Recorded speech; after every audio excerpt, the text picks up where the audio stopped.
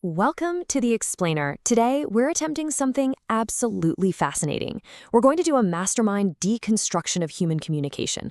We're taking insights from some of history's greatest thinkers, and we're tying it all together using the incredibly groundbreaking framework of Chris Voss. So if you've ever wanted to understand what really happens when human beings clash, well, you're in exactly the right place. Okay, let's dive into this. What if 25 experts uncovered the actual emotional forces controlling every single deal you make? Because look, negotiation isn't just about high-stakes business deals or hostage situations or, buying a car. It's not even just trying to get a toddler to put on their shoes. It's a daily, everyday exercise in psychology and human nature. Every difficult conversation follows a pattern. But what if we took a magnifying glass to the hidden forces underneath all that resistance? Here's the paradigm shift we'll be exploring today. Number 1. Emotion overrules pure logic. 2. Empathy is not surrender. 3. The hidden power of no. 4. Silence and calibrated questions. And 5. Negotiating your real life. Section 1. Emotion overrules pure logic, or why facts fail. Now, what's really interesting about this slide is the clear divide between what we think we're doing and what's actually happening. It's like a giant iceberg. On the surface, we bring out our facts, our numbers, our perfectly crafted arguments to push for a yes. But underlying every single negotiation are these massive emotional forces. We're talking fear, identity, trust, control, dignity. While words are spoken on the surface, it's actually those deep emotions that decide the outcome long before the facts even get a chance to be heard. So I want you to really think about this for a second. Why do perfectly accurate facts often fail to persuade?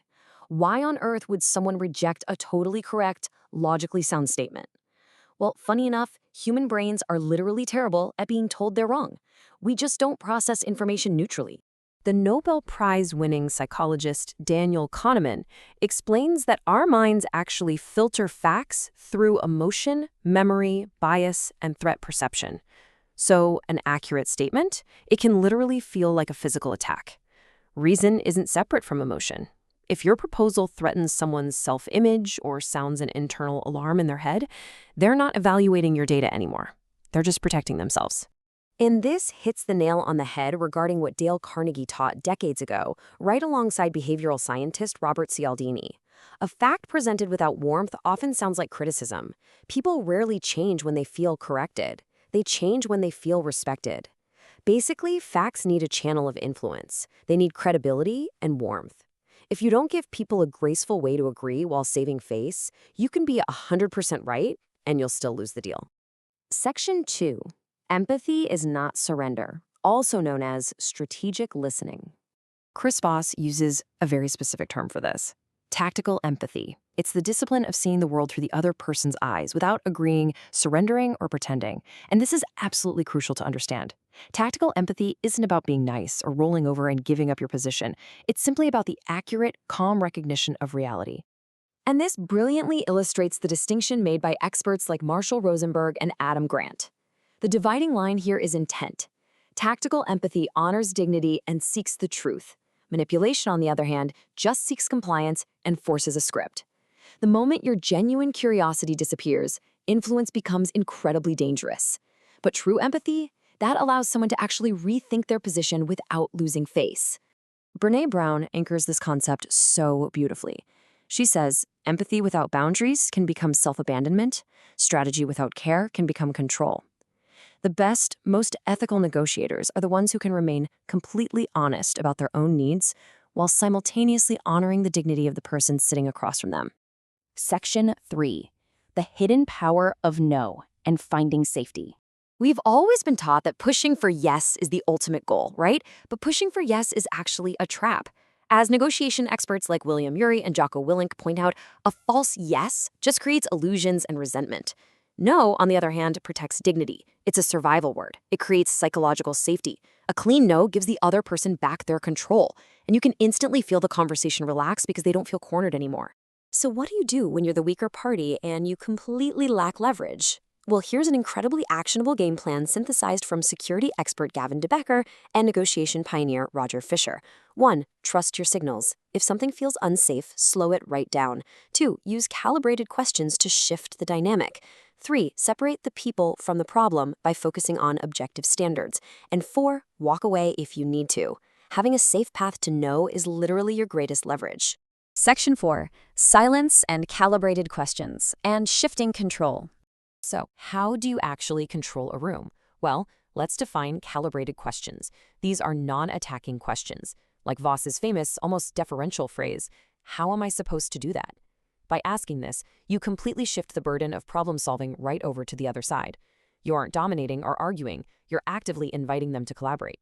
It instantly lowers their emotional threat level, so their brain can actually start listening again. Let's look at this through the lens of one of history's original masterminds, Socrates.